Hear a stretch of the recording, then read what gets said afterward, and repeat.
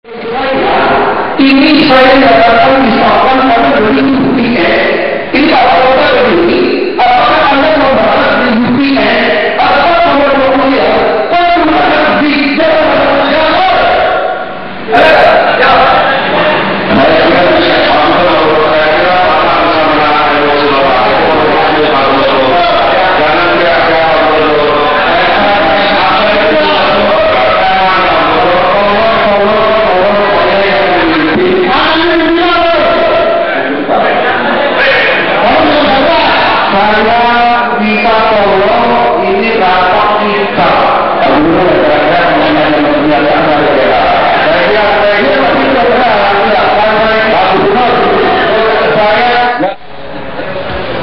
mediasi antara Gubernur Basuki Cahayapurnama dengan DPRD DKI Jakarta ini deadlock, mandek, akhirnya tidak jadi baikan, tidak ada kata damai nih di sini. Nah, kalau berdasarkan ini ada he-she versionnya nih ya. Jadi kalau misalnya dari Lulung sendiri menyatakan bahwa nggak bisa diajak ngobrol, maka ada teriakan seperti ini gubernur apa preman nih gitu.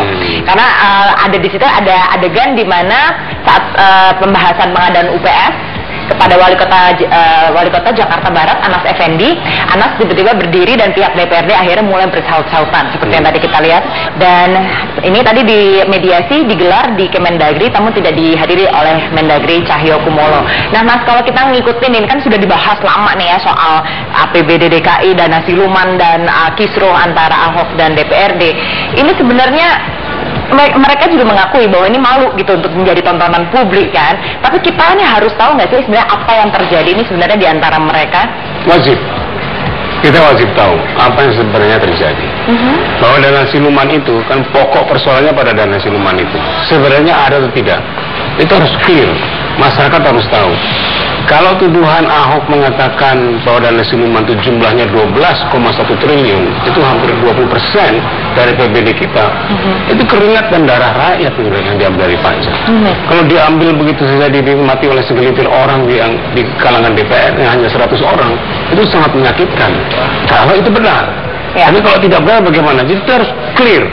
Jadi seluruh pihak, pemerintah pusat pun maupun termasuk Cahyokumolo dan bahkan Presiden harus membuat ini menjadi jurisprudensi atau menjadi presiden bagi kenyataan yang serupa di daerah-daerah lain. Itu diselesaikan secara tuntas. Untuk itu saya menganjurkan pada Cahyokumolo, tuntaskan ini, gunakan 2014. Tapi kalau dengan Ahok di sini kan juga lebih belak-belakan ya, yang kemudian dia buka ini nggak mungkin nih beli UPS nih harganya berapa miliar begitu. Itu artinya dia memang mencoba menjadi transparan kan kepada warganya paling enggak nih. Pada tingkat Ahok dia bukan hanya itu, dia kan juga sedang mencoba menciptakan satu tradisi baru, satu kultur baru, satu norma baru, bahkan moralitas baru di kalangan para pejabat DKI. Dan itu sangat berat. Nah, secara internal sendiri saya kira dia mendapatkan resistensi kan, apalagi secara eksternal, karena akan mengubah banyak sekali persoalan. Banyak para broker dan yang lain akan terpengaruh oleh dia. Jadi sebenarnya banyak pertentangan. Nah, karena itu publik harus membuat dukungan terhadap dia, karena ada perubahan yang disebut dengan perubahan tidak hanya mental tapi juga struktural. Kulturnya itu. Kulturnya dari dalam secara internal di birokrasi dia kan.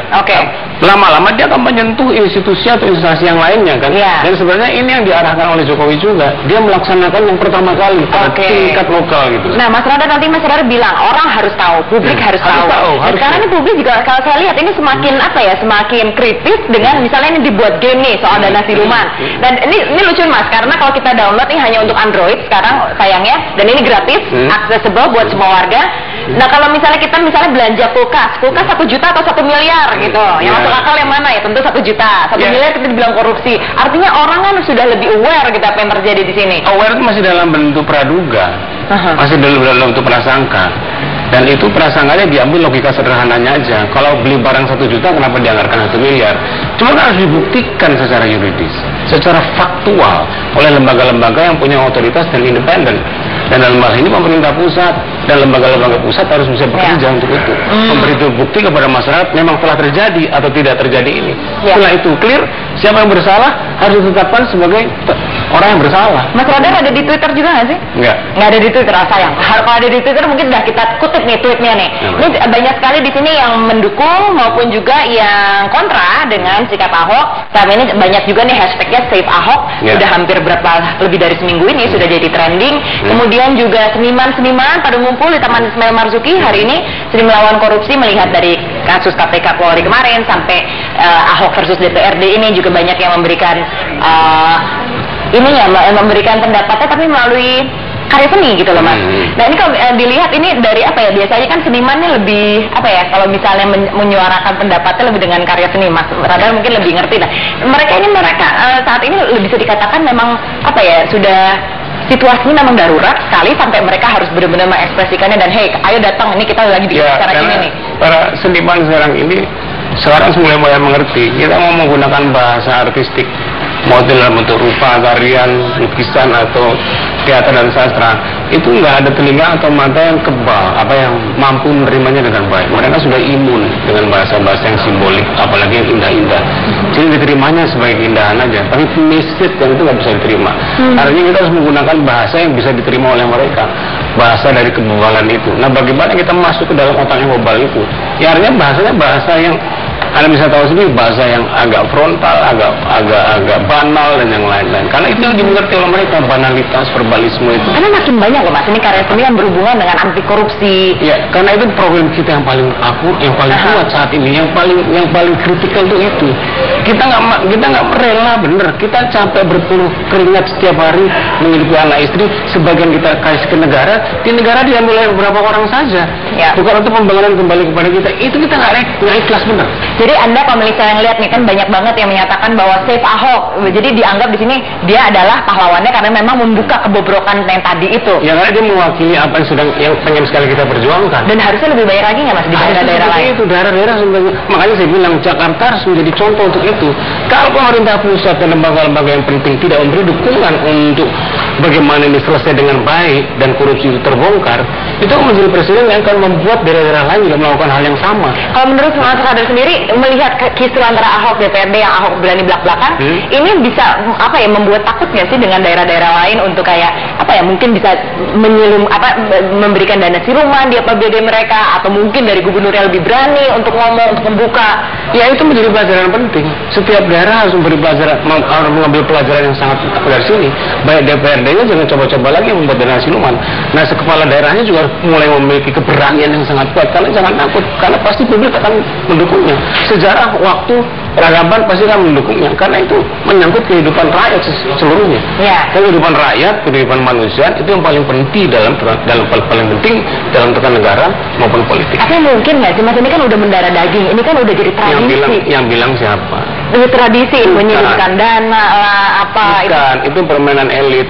Mendarah daging itu karena begitu kita, ini kan paternalistik ya, patron klien. Begitu paternya orang yang di atas melakukan A, gue juga mendapat legitimasi untuk melakukan A dong. Kalau dia nggak melakukan A, gue nggak punya legitimasi. Kalau gue melakukan A, gue habis. Kan gitu kan, dihajar sama si bos itu kan. Ini karena mereka memberi contoh, panutan. Patron klien dan paternalistik itu begitu. Alam tradisi kita begitu. Kalau mereka tidak melakukan itu, mereka bersih, beretik dan bermoral, masyarakat itu juga begitu. Jangan salahkan publik. Siapa bilang ini mendarah daging? Tidak. Walaupun udah culture-nya kayak gitu dari dulu gitu. Culture-nya kan udah kayak bukan gitu. Culture itu. Itu bukan culture, itu ekses. Itu produk negatif dan destruktif dari kebudayaan. Setiap kebudayaan melahirkan produk negatif dan destruktifnya. Ya. Nah, kita yang setuju dengan hal yang luhur dan mulia harus memproduksi yang positif dan konstruktif untuk menindih yang negatif itu. Nah, sekarang kekuatan untuk membuat produk yang positif dan konstruktif itu dihabisi oleh satu golongan besar yang konspiratif itu, menciptakan yang negatif dan destruktif itu.